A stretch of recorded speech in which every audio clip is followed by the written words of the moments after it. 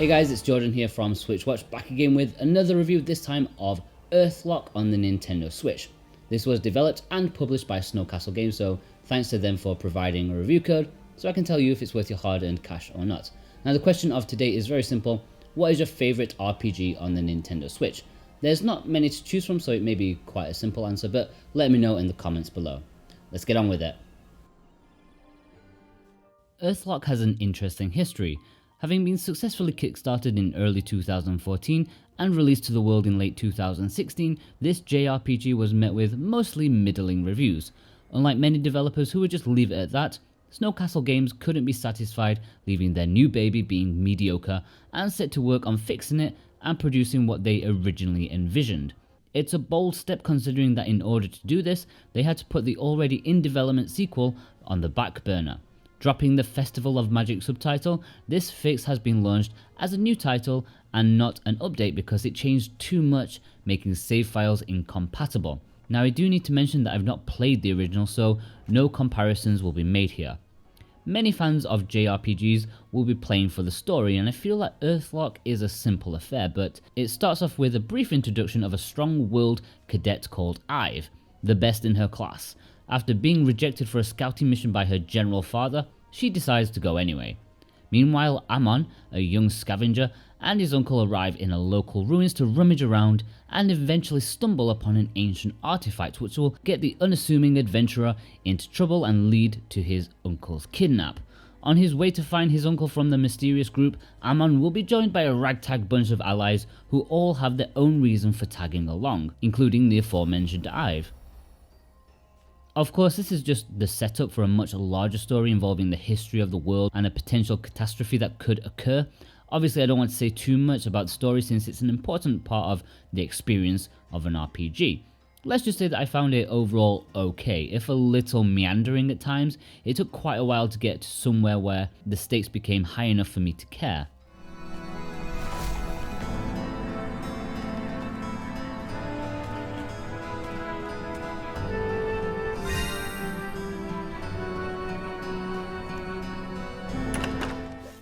In the audio department, we have some decent music that plays along nicely and always seems to fit the theme of the area well. I actually think it's above standard, much better than what I would expect looking at the game. Both the battle music and boss battle music are really well done and have an epic feel to them.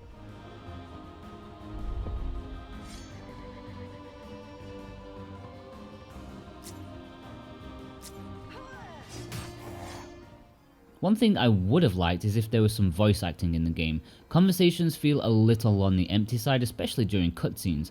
I know that a small budget game like this may not have the means to hire and produce voice acting of high enough quality, but it would have added an extra layer of production value that I think the game really needed. Even if it was just during cutscenes, it could have elevated it much more than what it currently is. The visuals are okay if you look at what its inspirations are. Going for a late 90s, early 2000s RPG, it's colourful, cartoony, and not too bad. If you're judging it by today's standards, however, of course, Earthlock doesn't look great, especially on models and the environments which are quite blocky. Looking past the graphical prowess to something more important, the art style, then it stands far better. While some places can look a little bland and basic, there are some rather tremendous locations to explore that really stand out. In the swampy pirate's lair, it really took me by surprise at how good it looked compared to what I'd experienced up to that point. I will say that I'm not a huge fan of the art style for the human characters, since most of them look like modern Disney rejects. The supporting, more fantastical creatures fare much better in this regard though, and I like Amon's uncle and Nart's design rather well.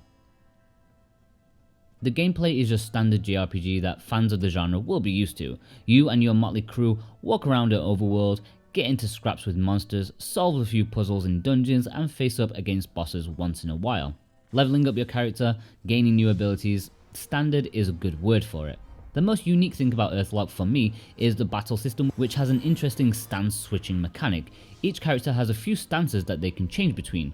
They're basically job classes that you'd find in many RPGs, but being able to switch between them mid-battle is what makes it unique for me.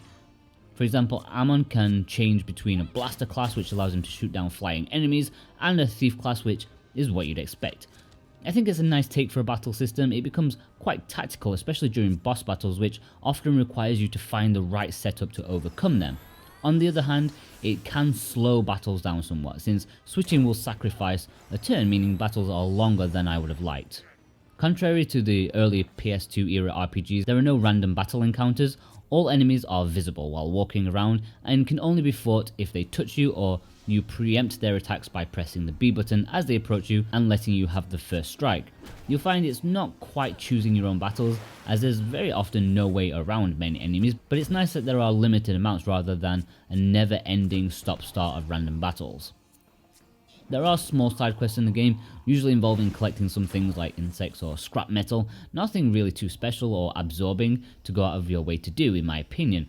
I feel like side quests should always add to the story in some way, giving extra character development, but I didn't find that in Earthlock. Granted, I didn't particularly go out of my way to try many of them after the first few because I just didn't find those satisfying enough. Pretty early on, you'll be sent to a safe haven called Plumpet Island, which is a nice little distraction from your adventures and can be warped to from any save point. Here you can take part in a bit of gardening for materials and crafting weapons, abilities, ammo and items. I wouldn't say it's particularly interesting as far as base building goes, it's really its most basic, but a great way to get more ammo for your weapons and healing items using things that you've scavenged. Regarding difficulty, I would say that Earthlock seems to be fair enough, although boss battles can present a spike, especially if you haven't found the right way to deal with them. I died more often than I'd like to admit, which takes you back to the last time you saved.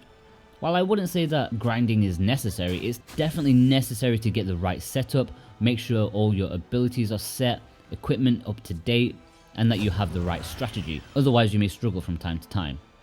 At $29.90 or £22.49, Earthlock is a high ticket game, one of the highest on the eShop for sure, and even though I did enjoy it without getting overly excited, I can't say it's worth the high asking price right now. If it was like $20, I'd say that's more reasonable, but right now it's a little too high for me. The production values and overall quality don't match the price in my opinion. I would say wait for a small sale. For those interested, Earthlock will take up a meaty 3.6 gigabytes of storage. Overall, Earthlock is an early 2000s mid-budget PS2 RPG, the game. For those reminiscent of the era or looking for a quainter approach, it could be right up your alley. It has a somewhat interesting story, though it does take too long to get going. It does have a decent battle mechanic that I'm sure RPG fans will enjoy. Is it worth the high price though? I'm not sure. It doesn't quite have the quality I look for in my RPGs. Since they are such time sinks, I like to choose them more wisely. I wouldn't say that you'll hate your time with Earthlock. At its nadir, you may find it a bit bland, and at its highest, a small charming nostalgia filler. But you can't get around the price being a painful one. Saying that though, as far as rival turn-based RPGs on the Switch go, it's really slim pickings, so this may be your only option. I would give Earthlock a 7 out of 10. Okay guys, if you're a regular Switch watcher, then you know what to do. Hit that like button and leave a comment below answering the question of the day. What is the best JRPG on the Switch right now? Maybe it's obvious, maybe not. If you're new here, then we'd love it if you considered subscribing for more excellent Switch content. We are aiming to be the best around. Of course, head over to the website switchwatch.co.uk for news, reviews, and features. It's always worth a look. I've been Jordan from Switchwatch, and I'll see you guys next time. Take care.